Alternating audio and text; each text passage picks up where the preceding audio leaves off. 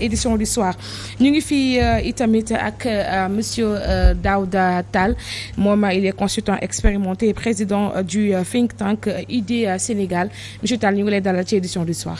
jërëjëf Aïcha maa ngi lay nuyu di nuyu sama mbokk yi ma toogal ci plateau bi. di nuyu également ñëpp bépp sénégalais bu ñuy seetaan moo xam ci bitim réew wala fii ci biir Sénégal. jërëjëf ma bëggoon xam rek lan mooy think tank. alors think tank dama xaw a sos waaw non loolu am na solo c'est-à-dire que dafa am benn organisation association la boo xamante ne dañu ko créer yàggul trop nag mu tudd Idée Sénégal comme des idées maanaam ci xeltu di xelal ci wàllum politique publique ñun nag foofu la ñu gën a jublu mooy maanaam politique publique lépp li nga xamante ne nguur gi wala état bi mi ngi koy mettre en œuvre mu jëm ci yokkute askan wi moo xam éducation la santé la entrepreneuriat jeunesse wala lu mu ci munti doon yàlla may nañu expérience boo xam ne yàgg nañ càmbar ay réew Afrique yu bëri ci ay chaîne internationale moo xamante ne nekk naa fa éditorialiste pendant plusieurs années di wax Afrique du Nord Afrique australe Afrique centrale yëpp ba Afrique de l'Ouest dajale loolu noonu nag mu nekk genre laboratoire ñu bëgg ko tam jébbal Sénégal ci wàllu xel. kon den la soxla bu baax a baax ci projet d'envergure yi nga xam ne dañ ko waxtaanee peut-être ci biir édition du soir mais également yenn ci xibaar yoo xam ne nii laal na un peu gouvernement bi si kanam ak jàmm dinañ ko yaatal ak monsieur Tall ñu ngi fii tamit ak Amadou Diouf moom nag di administrateur Amul Nëbbu News monsieur Diouf ñu ngi lay nuyu di la dalal ci édition du soir. waaw maa ngi lay gërëm di la sant di nuyu ñi nga xam ne ñoom laa fekk fii ci plateau bi di nuyu ñuy seetaan di am mbégte lool teegee ci waxtaan wi. jërëjëf li ñuy bëgg a waxtaanee nag tey jii ci àjjuma gi comme je le disais tantôt dañuy def round-up de l'actualité dina ci bokk peut-être li nga xam ne mu di troisième mandat coow li fi mu ne pënd ba wureegul lu ko demee ni société civile bi jóg na ngir rek alerter ci ne mënuñu seetaan ñetteelu mandat di jóge ci ki nga xam ne moom moo di njiitu réew mi di Macky Sall mi ngi jàpp ne amu ci droit lañu waxtaanee yi tamit contrat d'armement bi nga xam ne indi na coow marché la boo xam ne nii c'est à polémique on en parle ici léegi ci édition du soir waxtaanee également violence basée sur le genre gis nañ ne nag ñi nga xam ne ñoo di féministes yi yëngatu nañu ne plus jamais ça dootuñu ko seetaan te ñuy xoñañal ñi nga xam ne ñoo di soxna yi bu dul ci kër yi di ci bureau yi wala sax ci mbedd yi ay cas de viol ñu ngi koy noter à tout moment léegi dañ koy dooree rek ak mbiru troisième mandat très rapidement ak Doudou Coulibaly mi nga xam ne c'est l'incontournable faaw rek ñu dooree ko ak moom Doudou Coulibaly société civile bi jóg na daal di initier lu yees dippee ko jàmm gën troisième mandat ñu gis ci nag ay figures yoo xamante ni mën nañ jàpp ne xeex ci wàllu ñetteelu mandat fës nañ ci lool ñu ci mel ni waa Y'en a marre waa Afrikajom Center wala sax FRAPP ba ci RADDHO naka nga jàngatee concept gu yees ki nga xam ne tëral nañ ko après 11 ans on lutte di continuer di lutter ci même chose bi nga xam ne ñu ngi ci doon waxtaanee daanaka. donc l'histoire se répète. boo xoolee bu baax 2011 les mêmes acteurs ñoo taxawoon ne troisième mandat bu mu am.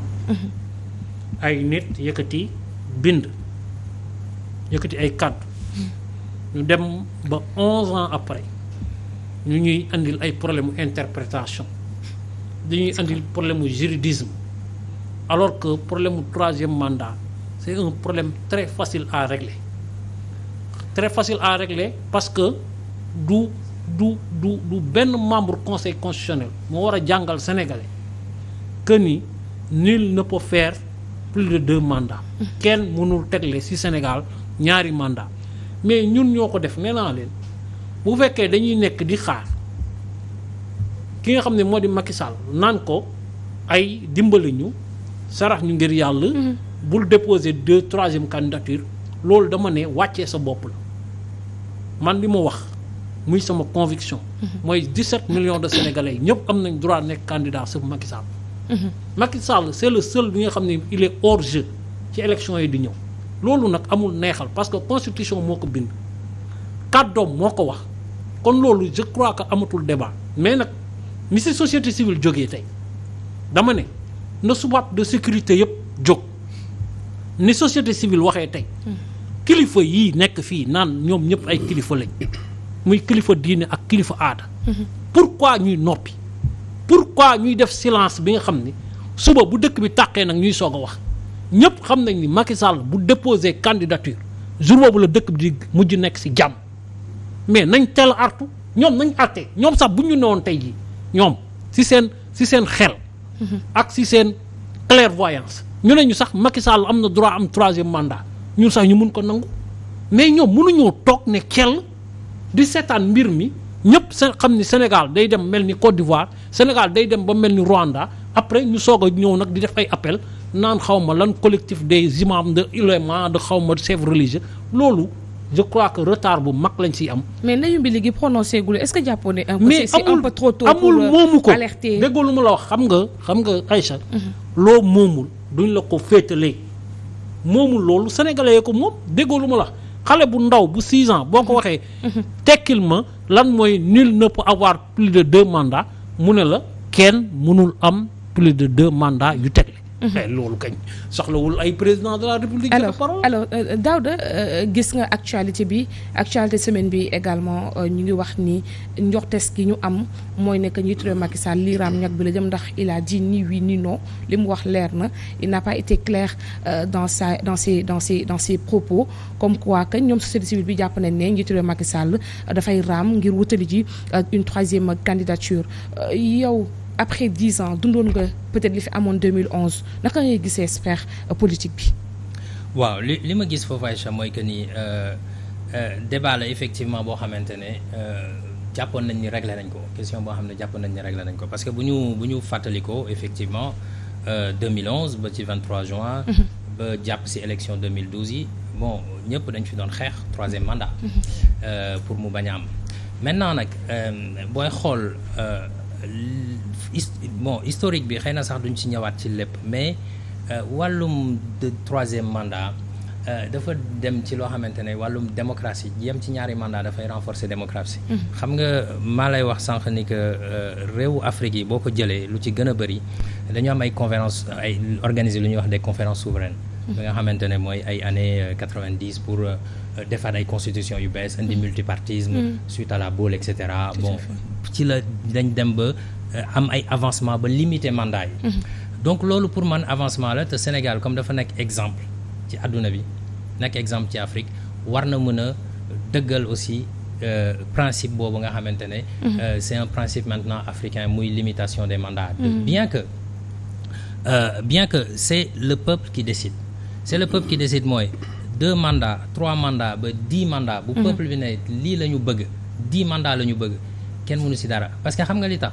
la constitution moom mooy charte bi nga xamante ne ñun ñoo dajaloo le peuple ne nii la ñu bëgg ñu gouverner ñu waaw donc loolu moo am solo booy xool ñu ngi joxe yenn exemple yenn réew yi bon mën na dépasser am na ci yoo xamante ne mën na dépasser 2 mandats mais day fekk peuple bi bëgg ko te aujourd'hui donc le débat nekkul ne 2 mandats wala 3 mandats wala 5 mandats la démocratie mooy la constitution.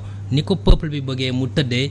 noonu ni peuple bi bëggee ñu gouverner ko le peuple est souverain. mais fii nag dafa mel ne tam buñ joxee def sondage convoquer l'histoire dañuy remarquer que ni vraiment quand même peuple sénégalais dafa bëgg limitation des mandats à 2 mandats wax nañ ko xeex nañ ko président bi toog tey muy président Macky Sall wax na ko xeex na ko donc affaire bi du question rek affaire constitution wala affaire u droit.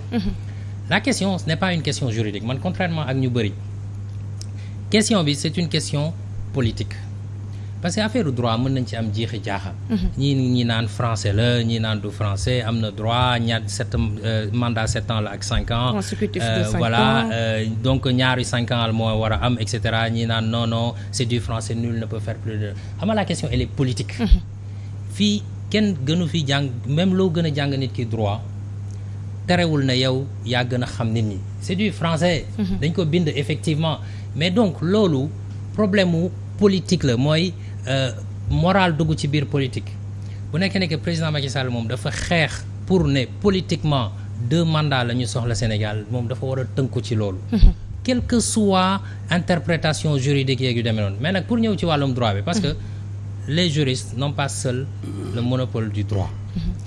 dama am xarit bu mooy collègue boo xamante ne dañuy doon faral di toog lu bëri parce que xam nga man ma xam naa la nekk naa pendant ay années éditorialiste Africa 24 à Paris. di wax ci pays africains yi yëpp 54 pays. ma amoon collègue bu ñuy wax Jean-François Akanji Combé moom professeur agrégé de droit à la Sorbonne ancien doyen de la fac de Caen République centrafricaine le dëkk.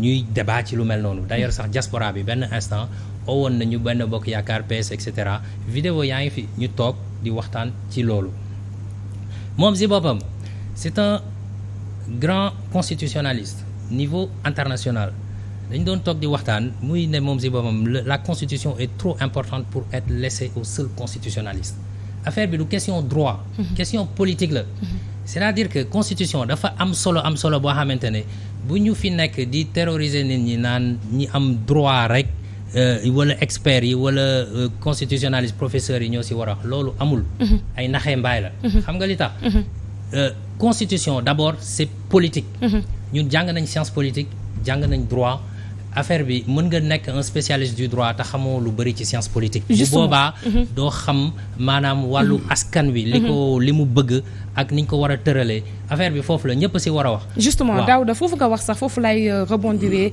ci Amadou moom bu ma ko déggee bu baax il ne s'agit plus de dire du droit mais il s'agit d'une affaire de moralité ci ni ma ko déggee est-ce que yow gisee nga ko noonu Amadou?